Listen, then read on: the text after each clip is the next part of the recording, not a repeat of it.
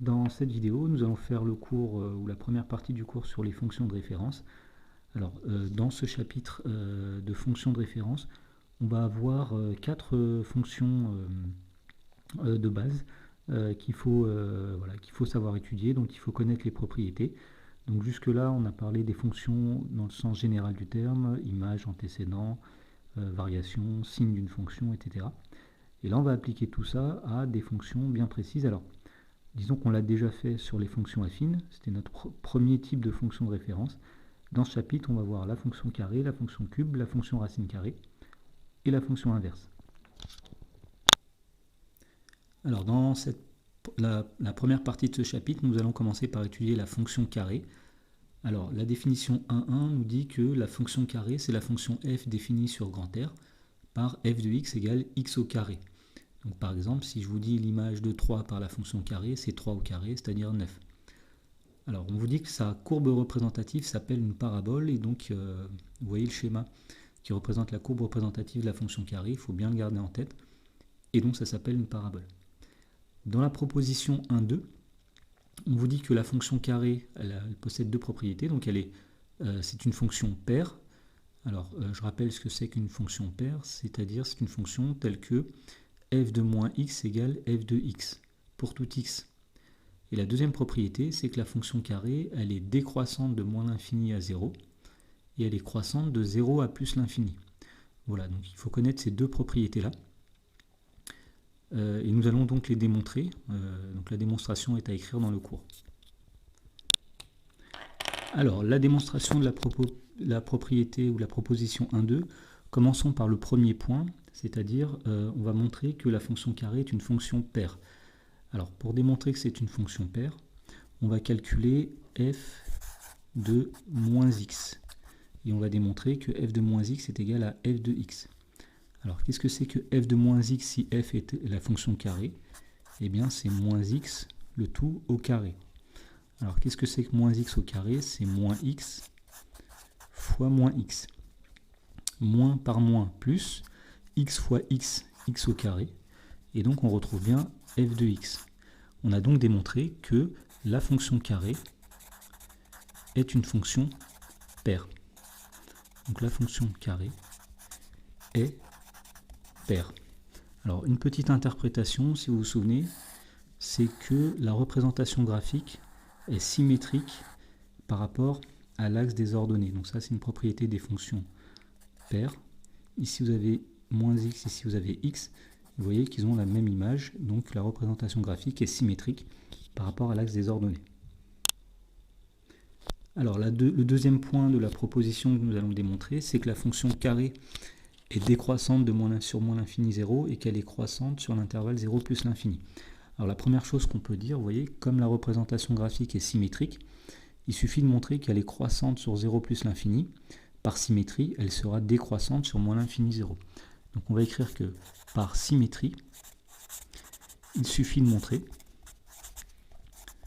que la fonction est croissante. Il suffit de montrer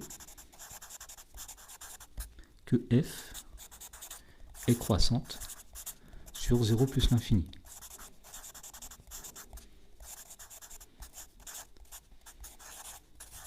Alors, je rappelle ce que c'est que la définition d'une fonction croissante. Une fonction est croissante si, lorsque vous avez deux antécédents dans un certain ordre, leurs images sont dans le même ordre. Donc, on va se donner, donc si a et b sont deux nombres dans un certain ordre, alors on prend deux nombres positifs, puisqu'on veut montrer que la fonction est croissante sur 0 plus l'infini. Donc si a est plus petit que b et que ce sont des nombres positifs, alors on veut montrer que, montrons que, eh bien, les images sont dans le même ordre, c'est-à-dire que f de a est plus petit que f de b. Donc c'est ce que nous allons faire dans la suite de la démonstration. Alors, donc on a dit qu'il fallait démontrer que f de a est plus petit que f de b. Et donc pour cela, on va étudier le signe. On étudie la différence f de b moins f de a. Et donc on va démontrer que cette différence-là est plus grande que 0. Ça voudra dire que c'est lui qui est plus grand que lui. Alors, on calcule f de b moins f de a, en se souvenant que la fonction f, c'est la fonction carré. Donc ça fait b au carré moins a au carré. Alors, pour étudier un signe, il faut une forme factorisée. On utilise une identité remarquable. Donc c'est b moins a facteur de b plus a. Et maintenant, on essaye de regarder le signe de chaque facteur. Alors, premièrement, b moins a est un nombre positif. Pourquoi? Parce que on avait dit que le nombre a est plus petit que le nombre b. Donc si vous faites passer le a de l'autre côté, eh bien on trouve que b moins a est plus grand que 0. D'autre part, b plus a est aussi un nombre positif, parce que a est un nombre positif et b est un nombre positif. Si vous additionnez deux nombres positifs, la somme des deux est un nombre positif. Conclusion, celui-ci est positif, celui-ci est positif, donc f de b moins f de a est plus grand que 0. Et donc en passant de l'autre côté, f de b est plus grand que f de a. Donc on a bien démontré que la fonction f est croissante sur l'intervalle 0 plus l'infini. Par symétrie, elle est décroissante sur l'intervalle moins l'infini 0. Alors la dernière propriété à connaître sur la fonction carrée, c'est la proposition 1,3 qui dit que si a est un nombre réel, alors premier cas, s'il est strictement positif, l'équation x carré égale a possède deux solutions qui sont moins racine de a et plus racine de a. Si a égale 0, l'équation x carré égale a, donc x carré égale 0 n'a qu'une seule solution, c'est x égale 0. Et si a est strictement négatif, l'équation x carré égale a n'a pas de solution. Autrement dit, si un nombre est strictement positif, il a deux antécédents. S'il est égal à 0, il n'a qu'un antécédent. S'il est strictement négatif, il n'a aucun antécédent. Alors dans l'exemple grand 1.1, on demandait premièrement de déterminer les antécédents de 4 et deuxièmement les antécédents de 8 par la fonction carré. Alors commençons par les antécédents de 4. Autrement dit, on cherche à résoudre l'équation x carré égale 4. Et bien d'après la proposition, cette équation possède deux solutions, moins racine de 4 ou x égale plus racine de 4. Autrement dit, c'est x égale moins 2 ou x égale 2. Donc on peut affirmer que 4 a pour antécédent, donc a pour antécédent 2 et moins 2. Maintenant, quand on demande les antécédents de moins 8, il s'agit de résoudre l'équation x carré égale moins 8. Donc cette équation n'a pas de solution, parce que moins 8 est un nombre strictement négatif, ça ne peut pas être un carré, car un carré est positif. Comme l'équation n'a pas de solution, eh bien on peut dire que moins 8 n'a pas d'antécédent par la fonction carré. Donc moins 8 n'a pas d'antécédent.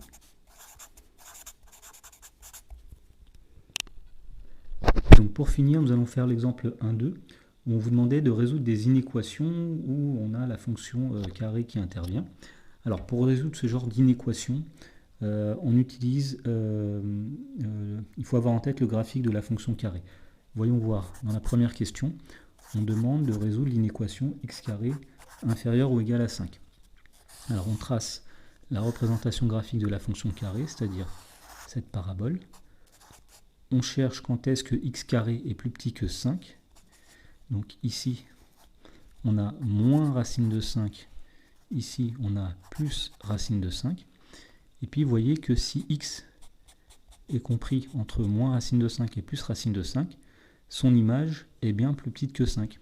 Et bien, l'ensemble des solutions, c'est l'intervalle moins racine de 5 plus racine de 5. Dans la deuxième question, on voulait résoudre l'inéquation x carré plus grand que 10. On fait un petit schéma de la même façon. Donc on trace la représentation graphique de la fonction carré. On place schématiquement 10 ici. Donc ici vous avez moins racine de 10. Ici vous avez plus racine de 10.